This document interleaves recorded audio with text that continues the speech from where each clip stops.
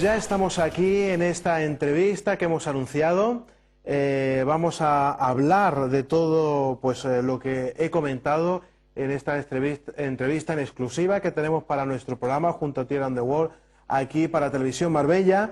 Y bueno, pues tengo ya a los invitados, el señor Alex Moritz Meller. Buenas noches, ¿qué tal? Bienvenido. Buenas noches. Y Gaby Werner, que ha traducido el libro del cual pues, va a ir basada esta entrevista al alemán, periodista de aquí también de Marbella, del sur en alemán. Bienvenida a nuestro programa, Gaby. Muchas gracias. Que por cierto está recién llegada de Madrid, con la comitiva de Concordia, ¿verdad? De saludar también a la reina doña Sofía. Bueno, pues como les he dicho, cuando yo conocí al señor Meller, la verdad que me ha impactado todo lo que me ha ido explicando de su vida, todo lo que ha hecho, y lo ha plasmado en este libro que es En pos de los asesinos de mi pueblo. En este caso es en hebreo, está en alemán, yo tengo aquí en español y que pronto estará al mercado. Es Tras las huellas de los asesinos de mi pueblo. Digamos que el señor Moritz Meller era un cazador de nazis, ¿verdad? Junto con un gran equipo que llevaban todo esto.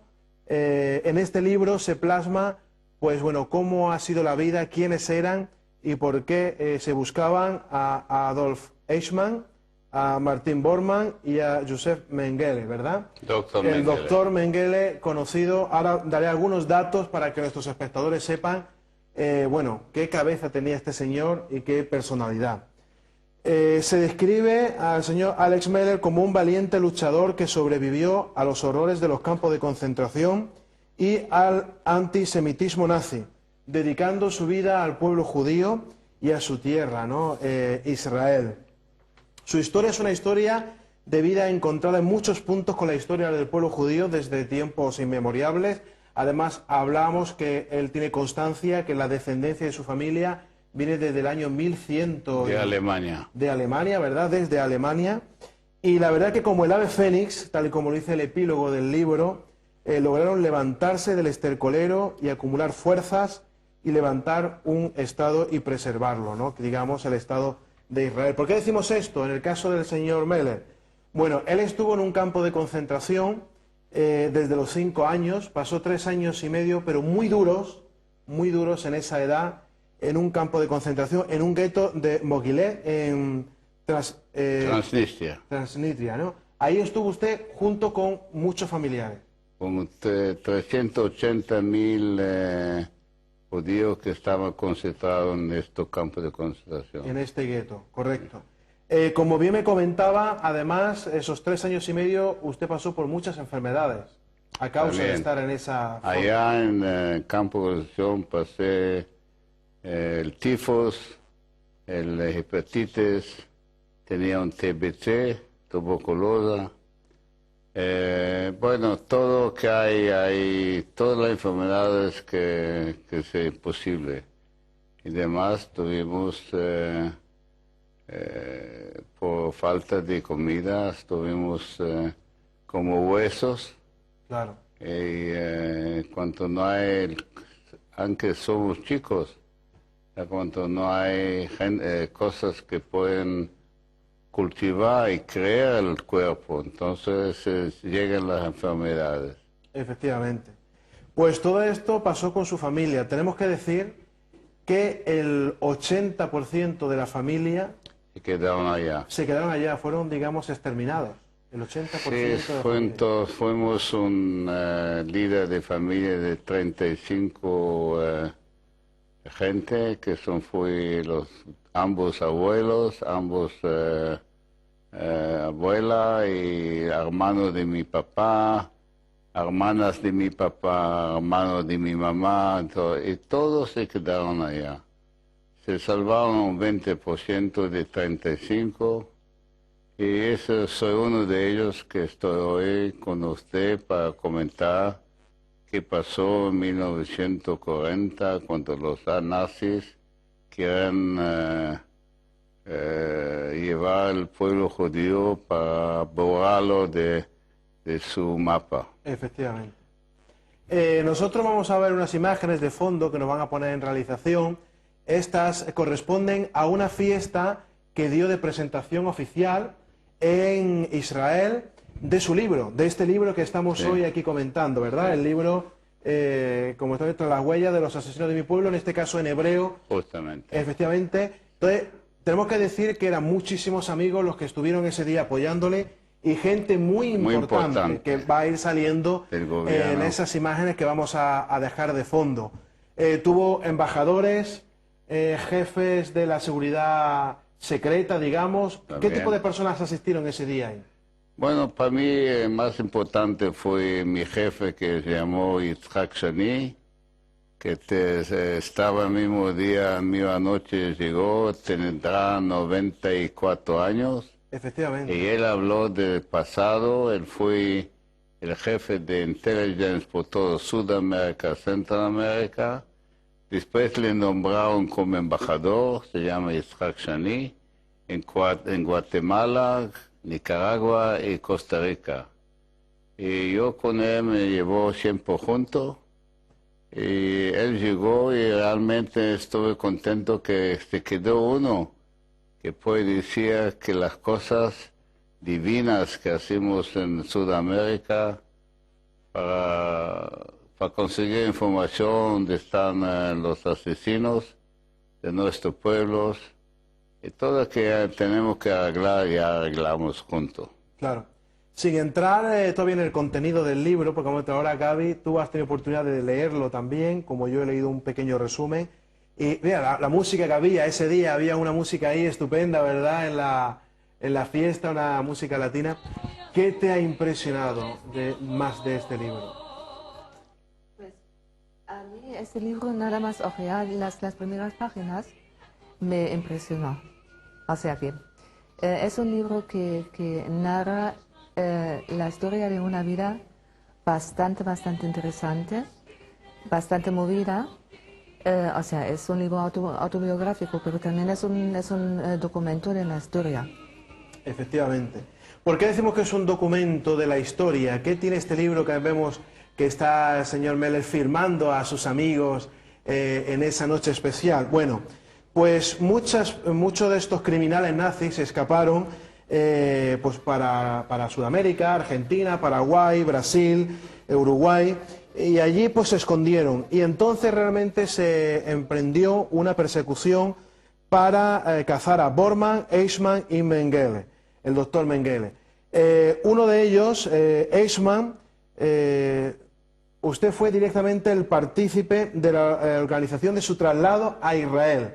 Se casó y en este libro se explica cómo fue cazado. En el caso del doctor Mengele, tenemos que decir que fue un médico asesino que hacía, bueno... experimentos gente, increíbles, para que se hagan una idea a los espectadores. Por gente vivas, por chicos, todo. Dice que demostró gran interés en los experimentos con gemelos, por ejemplo. También. Además, hacía pruebas para cambiarle el color de los ojos a los niños, poniéndole unas inyecciones, unas sustancias químicas para que fueran de color azules, o sea, para ponérselos de color azules a la fuerza. Además, amputaciones de miembros y otras aberrantes prácticas médicas, como por ejemplo coser las espaldas, pegarlos juntos a los gemelos, o sea, algo increíble. Tenemos que decir que murió ahogado por un derrame cerebral nadando en Brasil en el año 79 y se encontró el cadáver en el año 85, ¿no? No, ese antes se murió, antes. 76 o 70, puede ser. Bueno, comentaban que más o menos por esa fecha, pero seguramente pues sería así. Esa es la vida en el caso del doctor Mengele, que es increíble. Bueno, ¿cómo fue el objetivo de Eichmann? Bueno, yo cuando leo cómo se organizó todo, realmente es para hacer una película, como nosotros comentamos, ¿verdad? Mira, es un team grande que participando allá yo salí con 3 fotos, 59 el 2 de enero de Nápoles con un barco que se llamó Conte Biancamana. Llevó unos 20 y pocos días llegando a Buenos Aires. Ya tenía los 3 fotos de esos asesinos estudiaba todo de sus cosas que hacían y todo.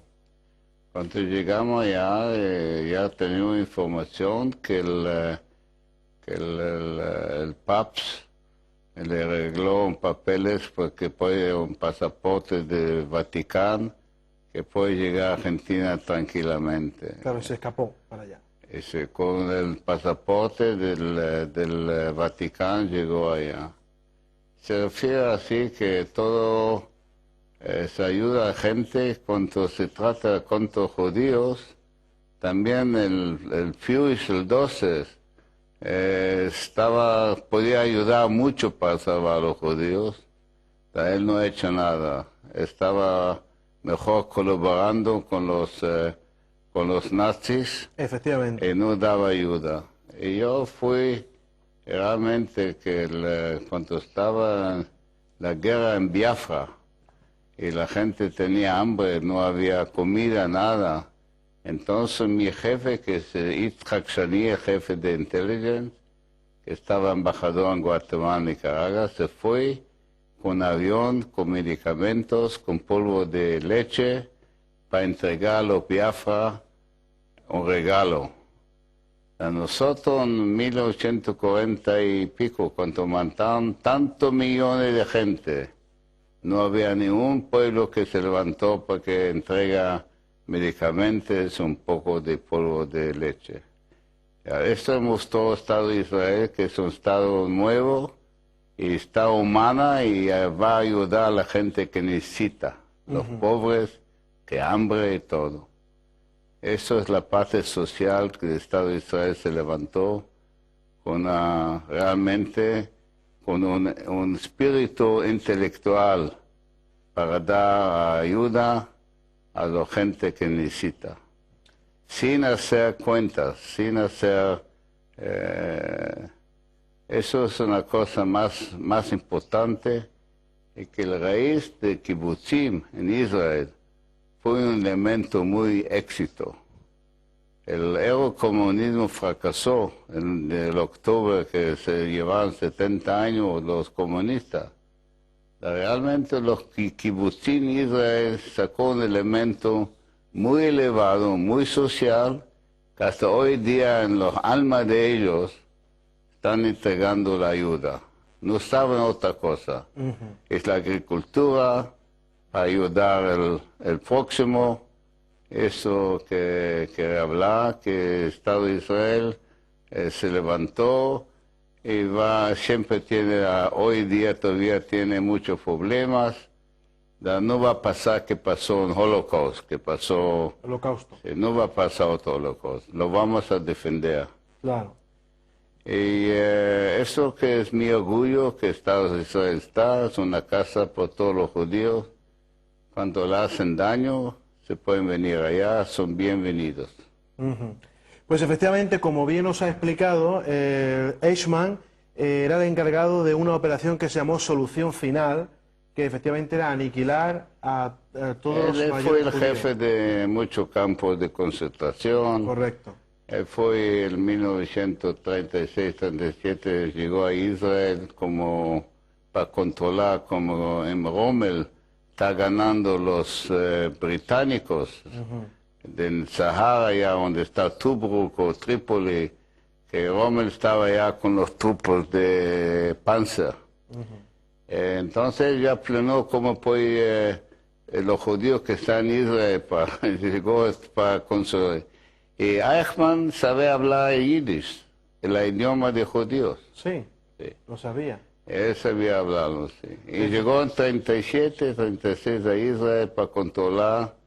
Estaba ya, no sé, por pocos meses, después volvió a Austria, que organizó la masacre de Efectivamente. 6 millones de judíos, la organizó él, con otra gente, con Heinrich Miller, el Stafford-Chef, que también se escapó. ¿Y qué vamos a hablar? La historia ya se escribe muchas cosas. El pueblo judío pasó mucho sufrimiento también en España en 1497, que había una inquisición que le echaron los judíos. Los turcos le recibieron, que fue un buen elemento. Y los intelectuales españoles hoy dicen, nosotros habíamos quedado en aquella época con los judíos. Estamos todavía la imperia europea, la primera. Que las ciencias económicas, todos estos judíos se escaparon a Estados Unidos y desarrolló ya el sistema de finanzas, capital y todo. Y este elemento está faltando. Usted, los intelectuales de aquí de España lo comprendió, dice qué pena que se fue una cosa así extremadamente fanático, que fue los inquisidores, que le obligaron al pueblo judío aquí en España que se transforma en la religión al cristianismo o se marchara. Efectivamente, pues como había comentado antes, Eichmann se fue a Argentina por el Vaticano. Él fue como Ricardo Clement, recibió un pasaporte del Vaticano. El Vaticano le daba el pasaporte, llegó allá como Ricardo Clement, se escondió allá, y había un jefe de Fritz Bauer, que es un instituto científico en Frankfurt, que la hija de él tenía la primera información de Eichmann en Argentina. Y nosotros, la gente que trabajó en asuntos de información, fuimos por esa información. Efectivamente, que esa fue su labor, ¿verdad? Ubicarlo y saber dónde estaba, ¿verdad, Gaby? Cómo viene ese relato de cómo lo encontraron, cómo fueron. Sí, yo también tenía que identificarlo. Nosotros tenemos que estar 100% que él es. Llevamos todos los... Antes que le agarramos, hay que asegurarse. Entonces mandamos a Israel la información para que comprueba que puede identificar lo que fue realmente Eichmann. Efectivamente. Y entonces se hizo una cosa muy interesante, que fue en Argentina, pues visitar muchas familias judías para decirle que habían plazas gratis para ir a Israel, porque claro, avión, no podían cogerlo y secuestrarlo y un avión vacío llevar a una persona como este que estaba buscado. Eso evidentemente iba a llamar mucho la atención. Sospechan. Claro, entonces lo que hicieron fue llevar a bastantes familias, convencieron a 9 familias de Buenos Aires, y entre todas estas familias a Adolf Eichmann pues le pusieron una inyección, lo medio emborracharon, lo marearon y lo metieron así en el avión. Fue aquí otra cosa, que yo tenía un amigo de mucho joven que estaba conmigo en campo de concentración en Transnistria allá. Y este amigo fue activado allá en Sudamérica, fue como el sheriff, y él tenía relaciones con el jefe del César del aeropuerto de Buenos Aires. Y dices, hay un stewardess que se emborrachó, pidió los papeles. Sí. Y estos papeles... El pasaporte, claro. El pasaporte, puede dejarlo pasar. Entonces le he hecho pasar, le entregamos una buena inyección de vodka, que estaba borracho, así lo subimos arriba. Y yo fui trabajando por la agencia de inmigración en Argentina, que de época buscaba inmigrantes que suben su avión, que no... gratis, que van a Israel. El Constellation de El Al llegó allá en 1960, en mayo, para celebrar 150 años de Argentina. Llegó el ministro de Exterior, Abba Eban, y también el Nahum Goldman, que fue el encargado de los judíos todo mundial. Y en este caso aprovechamos el ministro de Exterior, y no sabían qué pasa atrás del avión. Ellos están sentados enfrente, y nuestra gente llevamos a Eichmann y lo cuidamos atrás. Él no se enteró de esto. Efectivamente. Cuando llegó a Israel, y ya el primer ministro Ben-Gurion declaró que lo tenemos, así entonces se enteró el ministerio que Eichmann estaba con el mismo avión. Efectivamente. Eso es la historia. Esa es la historia resumida que hoy hemos querido compartir brevemente, porque claro, aquí para poder ver todos los detalles hay que leer el libro. No podemos contarlo todo. Bueno, eso La gente tiene que leer el libro, ¿verdad, Gaby? Gaby se va a encargar a traducirlo en español. Y vamos a encontrar uno que lo saca aquí en el mercado, y quien lo saque, vamos a dar a Gaby derechos que puede... claro que sí, para que la gente se informe. Introducir esto. Y usted después, cuando hace una película, entonces ves más ampliamente, ya se puede hablar de más cosas, que todavía que es un interview muy corto. Claro. Y por eso. Mi amigo que estaba en aquella época en Buenos Aires, estaba en Brasil, en otro país allá, ya mencionó yo con Mengele, que tuvimos en Mengele hay que envolverlo junto con Eichmann, y aquella época hubo un dispute, el jefe de inteligencia dice que es muy peligroso, digamos dos, se va mal. Entonces estimamos la soberanía del Estado de Argentina, ¿me entiende? Y para que no hacemos lío diplomático, se decidió únicamente por uno. Efectivamente, porque eso fue un escándalo tan grande que ya no se pudo seguir con los Había la oportunidad llevando también al doctor Mengele. Claro. Bueno, pues muchísimas gracias, señor Meller, por estar hoy en nuestro programa, por contarnos de su propia boca pequeñas partes de esta historia, de este libro que ha traducido Gaby, que estuvo en Israel con usted, y que esperamos que cuando salga en español podamos comprar todos y tenerlo, porque es una información muy interesante. Hemos estado viendo imágenes de cómo fue esa presentación por todo lo alto, con más de 100 y pico de personas allí en Israel, de esta, y seguramente se hará otra aquí en España cuando se presente este libro. Gracias por venir. Muchas gracias a usted. Y esperamos estar en otra ocasión. Todos que escucharon, y voy a decir una palabra, solo que yo llego aquí en Marbella, a Buschinger Clínica, 37 años. Efectivamente. Cada año estoy aquí en la Buschinger 2 veces, y vuelvo a venir aquí, que Buschinger es uno de los lugares más importantes para la salud.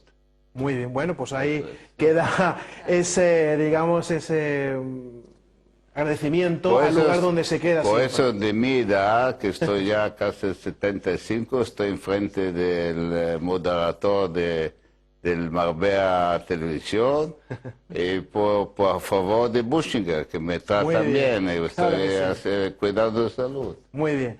Pues nosotros nos vamos a ir a publicidad y volvemos con más contenidos de nuestro programa.